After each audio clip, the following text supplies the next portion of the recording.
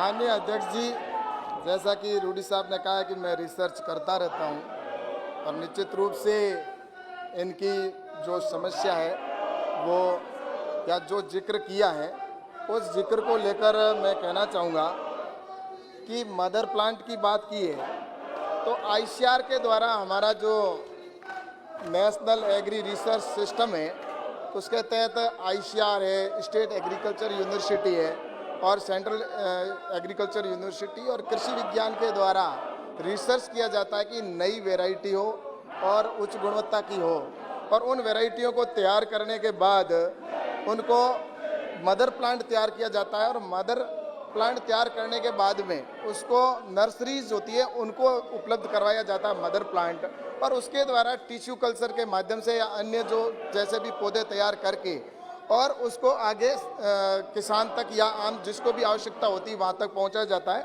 और उसके लिए भारत सरकार की ओर से जो नर्सरी होती है उनको सहायता प्रदान की जाती है। छोटी नर्सरी अगर होती है तो उसको 10 लाख रुपए तक की सहायता प्रदान अगर राज्य सरकार करती है तो 100% है, 100% भारत सरकार उसको नर्सरी को सहायता करती है और बड़ी नर्सरी है तो 16 लाख रुपए तक का है और अगर हाईटेक नर्सरी है तो 40 लाख रुपए तक का सहायता प्रदान करती है और व्यक्तिगत अगर कोई नर्सरी लगाता है तो उसके लिए 50% की सब्सिडी का प्रावधान है। वहीं अगर उच्च घनत्व वाले हैं वृक्ष हैं तो उनके लिए भी 30,000 रुपये का है। अगर 10,000 से 12,000 के पौधे पर हेक्टर लगाने का अगर है तो उसके अंदर 35,000 रुपये पर हेक्टर की सहायता प्रदान की जाती है और वहीं अगर वो 1500 पौधे से अधिक अगर वृक्ष लगाते हैं तो वहाँ पर 50,000 रुपये प्रति हेक्टर की तरफ से सहायता प्रदान की जाती है।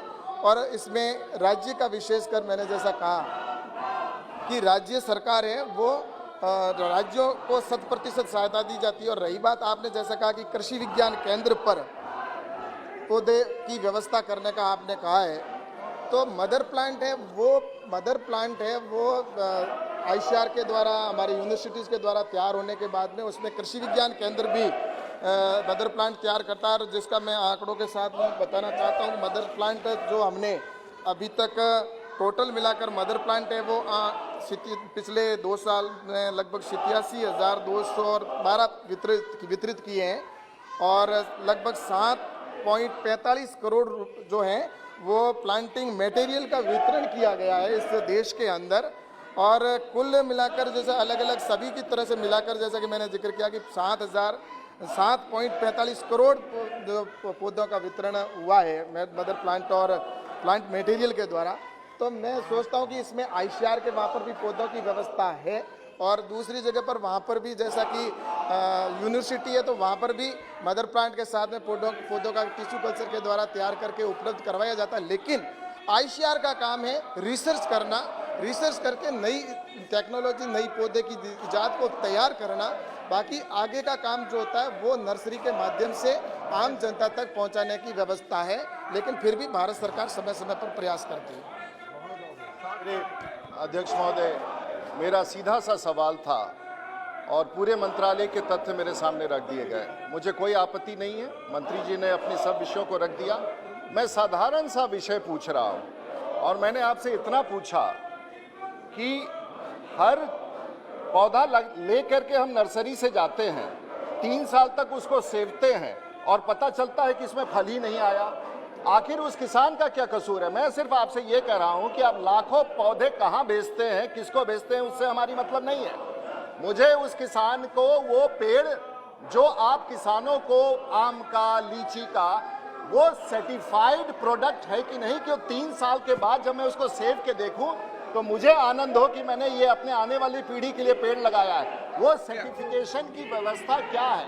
वो मदर प्लांट जो आप देते हैं उससे जो सीड बनता है वो तो किसी प्रकार का नर्सरी उठा के, तो सीड के नर्सरी में सर्टिफिकेशन की व्यवस्था क्या है? और 3 साल के बाद अगर वो फल उस अनुरूप नहीं निकलता है तो उसके खिलाफ आप क्या कार्रवाई करते हैं? किसानों को क्या प्रोटेक्शन देते हैं? और क्या किसी किसान विज्ञान केंद्र को इसकी जिम्मेवारी आप देना चाहेंगे?